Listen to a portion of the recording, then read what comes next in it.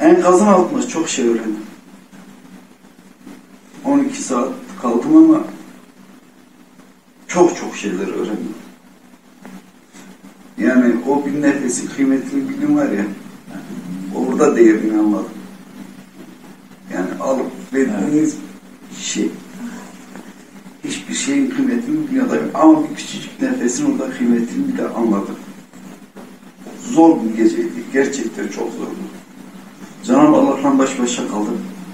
Eşimden, oğlumla, dünyanın en büyük acısı yanımdaydı.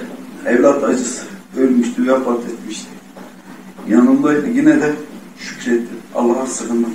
Teslim oldum. Allah'a yalvardım. Gerçekten insanlar kuldan bekler yani. Hep yardım, bir çığlık olur, bağırırsın, çağırırsın. Ama ben Allah'tan istedim.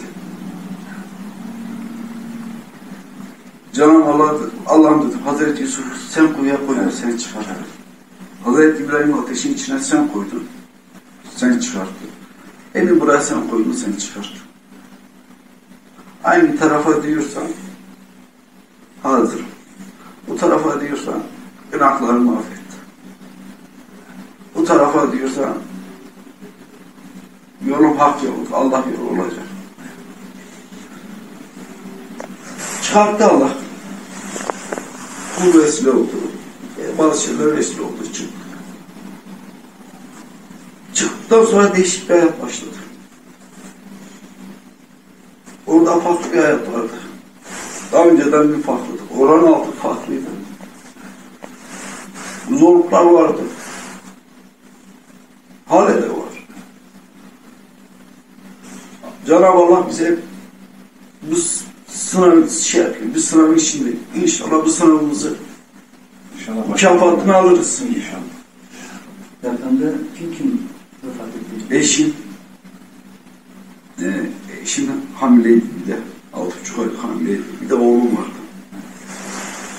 Sonra babamın hastalığı vardı. O gece çok soğuktu diye o hastalığım yükseldi.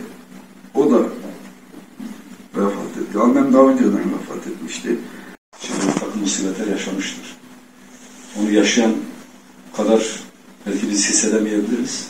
Ama o inancı da size görüyoruz. Allah-u Teala bundan sonraki hayatınızda size huzur, bereket nasip etsin. Amin. Ailenizde inşallah cümlemize huzurlu bir hayat nasip etsin. Yitirdiklerimize de inşallah yani biz bu dünyadayken de faydamız dokunabilir. Onları, hatıralarını yad etmek, öyle bir şekilde bu metaneti içimizde tutmaya devam ederiz Allah'ın izniyle. Dua edeceğiz abi, yapacak bir şey yok. Dua. Bizim sahibimiz odur. Yani bizi bu dünyaya getiren de odur. Veren odur, alan odur. Düşüren odur, kaldıran odur.